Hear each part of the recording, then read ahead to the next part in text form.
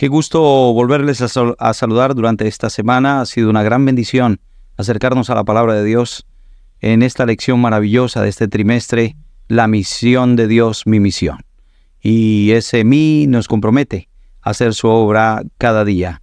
Una misión constante en la que debemos compartir el Evangelio porque Dios nos amó primero. ¿Qué tal, Diego? ¿Cómo te encuentras? Muy bien animado esta semana. Muy bien, ¿no? Y Rubén, ¿cómo estás preparado para esta semana? Gracias a Dios, muy bien. Qué bueno, sé que siempre contactamos juntos y nos vemos compartiendo, creo que detalles interesantes de la lección. Pero ¿qué les parece allí desde sus casas y donde estén, a través de sus dispositivos, pedir la bendición de Dios? Vamos a pedirle a Diego en este día para que nos dirija en oración. Oremos. Padre Santo, te damos, Señor, muchas gracias por tu amor, por tu bondad, por esta semana que nos das la oportunidad de volver otra vez a estudiar este mensaje importante de la misión. Ahora, Señor, permite que podamos las lecciones que hemos aprendido, poderlas aplicar a nuestra vida para que cada día podamos dar un paso más en cumplir la misión, Señor, que usted nos ha encomendado. Bendícenos y también bendice a aquellas personas que se están conectando por su teléfono, por su televisión, por su tablet, por su PC, por cualquier medio de comunicación que estén conectando, que también pueda ser de bendición este programa para ellos. En el nombre de Jesús. Amén. Amén.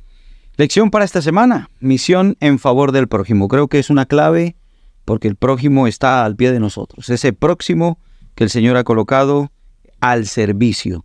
Y creo que esto es una misión relevante. Es una misión, como lo decíamos en alguna lección, no de palabra, sino es el accionar de la misión de Dios. Acciones. Así que vamos a pedir a Rubén que nos dirija con ese texto de esta semana que creo que es el centro de una vida cristiana. Así es. Pues vamos a leer Lucas capítulo 10, versículo 27, que dice así. Él respondió, amarás al Señor tu Dios con todo tu corazón, con toda tu alma, con toda tu fuerza y con todo tu entendimiento, y a tu prójimo como a ti mismo. Qué obra tremenda, cuando el amor de nosotros sí es un amor superficial hacia Dios, pero no profundizamos en la segunda parte de lo que has leído, realmente pierde eficacia. ¿Cómo puedo mostrar yo ser los pies, los ojos, las manos, la boca de Dios, el oído del Señor? Porque sus hijos, al ser discípulos, necesitan asumir este mensaje, pero esto es accionar. La obra de Dios, Él predicó poco, pero sus milagros fueron muchos. Se atreve Juan a decir, no alcanzarían libros en esta tierra, aunque es una hipérbola, una forma hiperbólica que él utiliza para escribir todo lo que el Señor hizo. No solamente dijo, sino hizo. Poco sermón y mucha acción sería la obra de Dios, ¿no? Qué mundo tan difícil y complicado es ahora, ¿verdad? Pero en cambio, si pudiésemos aplicar esto que hemos leído en Lucas capítulo 10, versículo 27, si amaras a tu prójimo como a ti mismo, ¿qué cambio habría en tu familia, en tus amistades, incluso en aquel que no conoces? Muchas veces nos ponemos a pensar en cómo podemos predicar, cómo llevar el Evangelio, ¿verdad? Cómo hacer misión. Vamos a empezar amando a los demás, poniéndonos en la piel de ellos también, las dificultades y los problemas. Y esto es hacer misión también, es poder actuar de una manera cristiana, ejemplar, con nuestra vida. Muy bien. Y la lección comienza fuerte. No comienza despacio, la lección comienza duro. Porque ser cristiano, como decíamos al principio, es más de acción. Es más de acción. Ser hijo de Dios es más de acción. Decir yo amo a Dios es más de acción. Y este versículo, complementándolo con Gálatas 5:14, a mí me dio un golpe. Porque a veces uno ve personas que aman a Dios, pero tienen enemigos, odian, no son... Gálatas 5:14 dice, si alguno dice, yo amo a Dios y aborrece a su hermano, es mentiroso. Porque el que no ama a su hermano a quien ve, no puede amar a Dios a quien no ve. Entonces, Pablo lo dice de una manera tan directa, no da vueltas, y es triste ver familias enojadas, es triste ver hermanos que odian a sus hermanos, es triste ver personas incluso que odian a su vecino. Es triste ver que hay personas a las cuales nadie quiere ver por su forma de ser. Entonces, si yo amo a Dios, que no veo, pero odio a mi hermano, Que lo veo. que sí veo, dice la Biblia, eres un mentiroso. Porque ¿cómo no ama a esa persona que sí ves? Y ahora Dios que no ve. Entonces, o sea, la lección comienza así y a mí me dejó un poquito. Claro, recordar que esa palabra amor es decisión, no es amar, no es decidir, hacer, actuar. El amor no es algo pasivo, es algo activo. Lleva un mensaje implícito que tiene tanta fuerza, como tú decías, Diego. ¿Cómo ir? Dice, ¿cómo puedes tú orar enojado con tu hermano? ¿Cómo puedes tú llevar tu ofrenda al altar? El Señor dirá más adelante, hombre, si llevas tu ofrenda al altar y de allí te acuerdas que tienes algo contra tu hermano, esa ofrenda es como querer llevar un buen trozo de torta o de pastel a la mesa como postre, pero en una mesa donde la madre mira a sus hijos y ni siquiera se hablan. Es triste, ¿verdad? En Navidades o hacer una reunión donde está la familia, pero el de allí, mira, ni me mires, no me meto contigo, tú no conmigo. Pero ¿qué siente un padre y una madre? Entonces es lo que trata de decir el Señor. Oye, tú dices que me amas, ¿vale? Pero amar a Dios lleva un compromiso. Que en lección, yo no sé si fue la segunda lección que hablábamos de un compromiso de discipulado, ¿verdad? De ir, hacer, de trabajar, de obrar. Y aquí es una obra práctica. ¿Cómo puedo yo hacer la misión de Dios? Con los que me aman, fácil. Pero ¿y con los que no? Con los que realmente no tengo afinidad, ¿verdad? Así es. No puede ser un amor superficial. Tiene que ser un amor total, un amor que se vea, un amor que se palpe. Porque ese es el amor que Dios nos ha dado a nosotros, entregando a su Hijo en la cruz por cada uno de nosotros.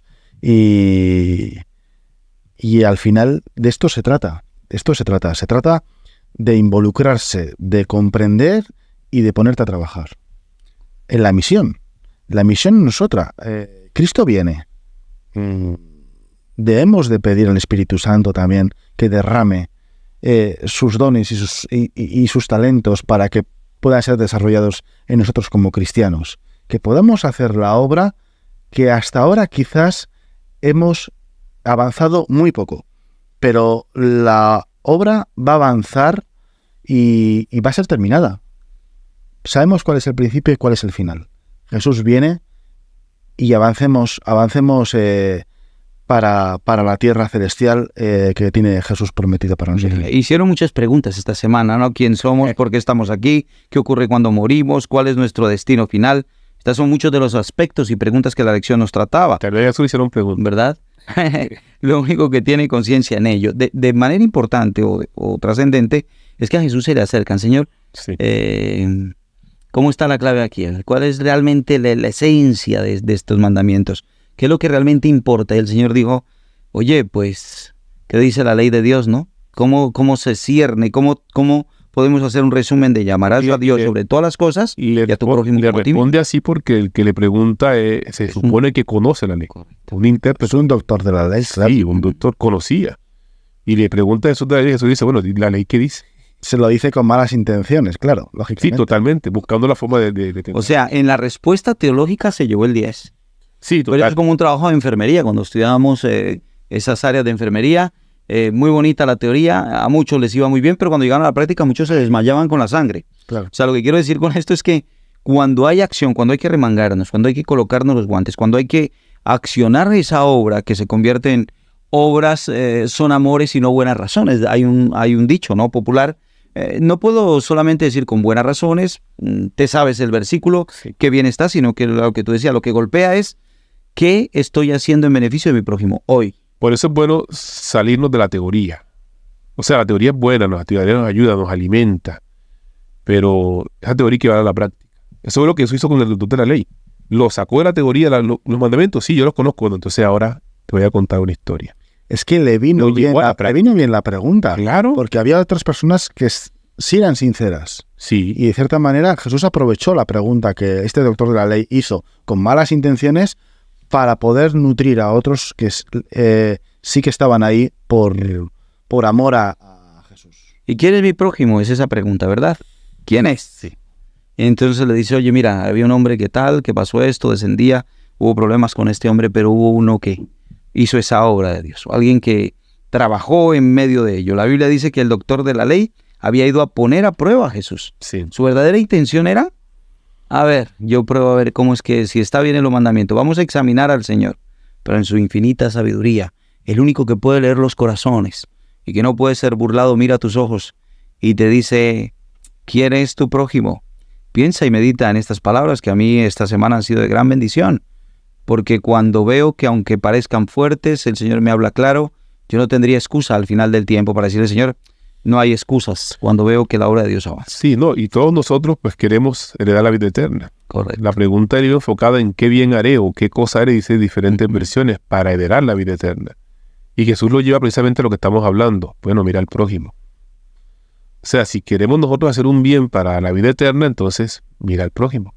Jesús se fue más allá. Dijo, hombre, pues amar a un hermano o a un amigo es fácil. Tienes que amar a tu enemigo. Ahí la cosa se complica un poquitico más. Ya, entonces, la vida eterna, vuelvo otra vez, pastor, no sé si Rubén, a que no es teoría. La vida eterna no es teoría.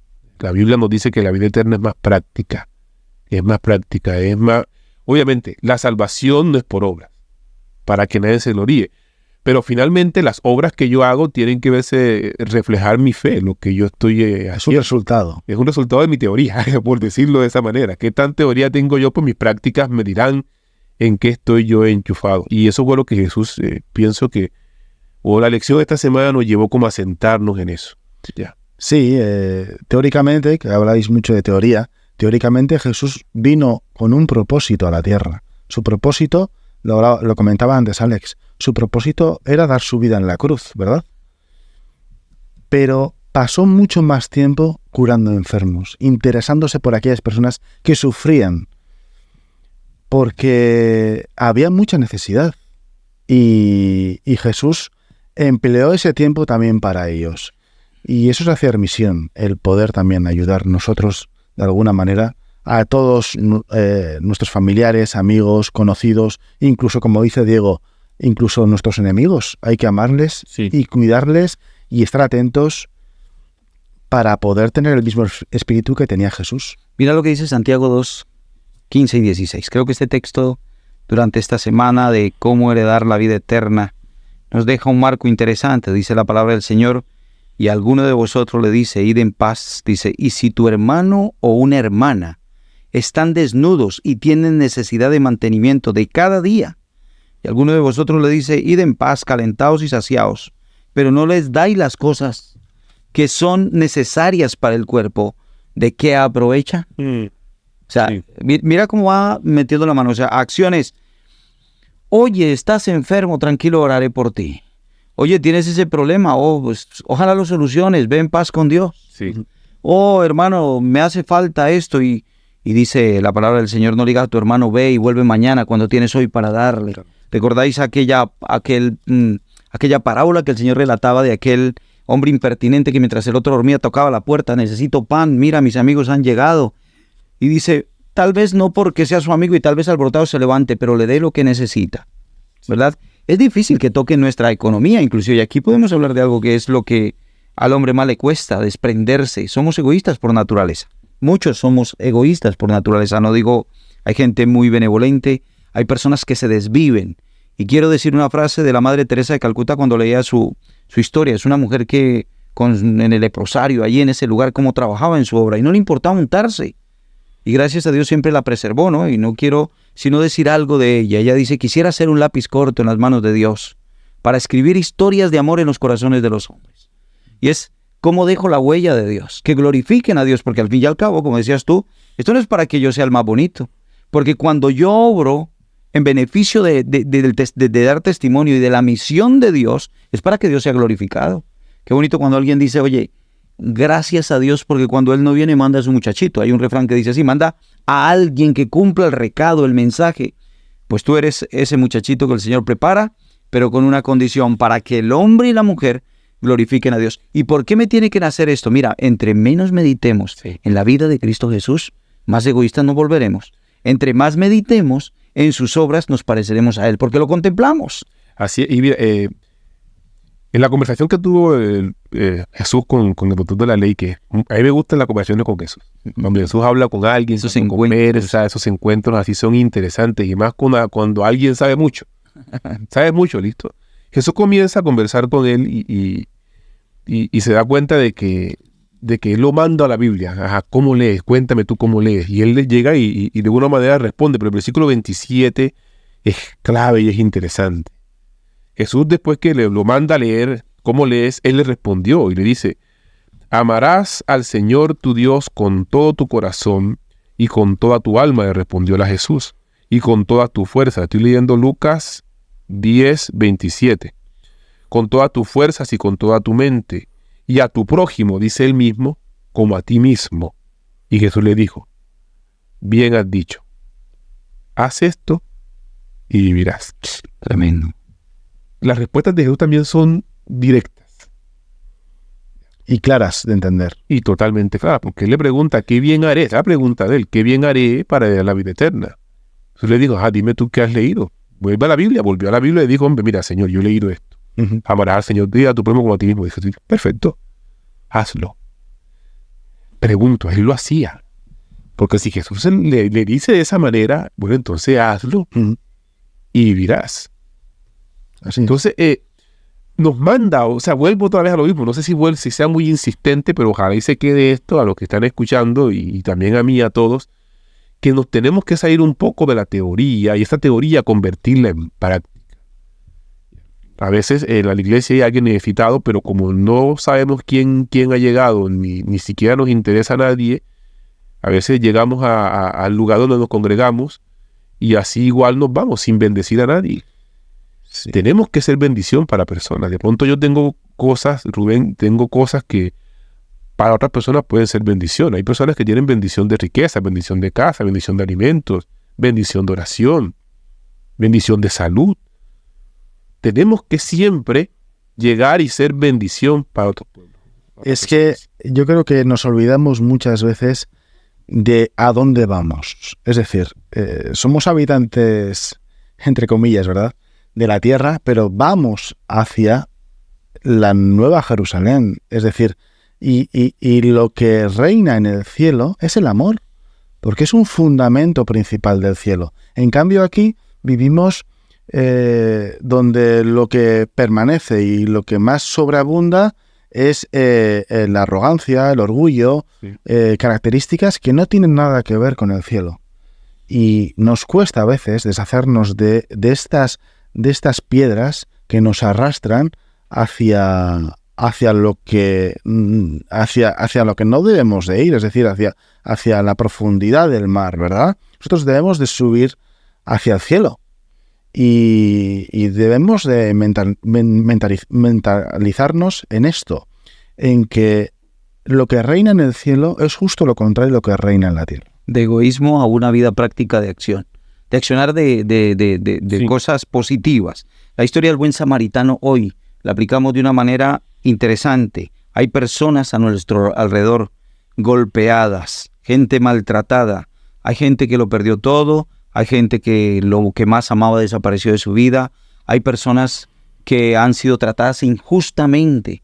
¿De qué manera poder restituir? El Señor nos mandó a ser obreros de justicia, de poder impartir la justicia de Dios, que es complicada porque es de Dios, ¿verdad? Que a veces no entendemos muchas cosas, pero qué bueno es levantar al caído, levantar al que necesita, al que te pide una ayuda. Y a veces el Señor prueba nuestros corazones. Sí. Y sin saber, ángeles nos visitan a la casa.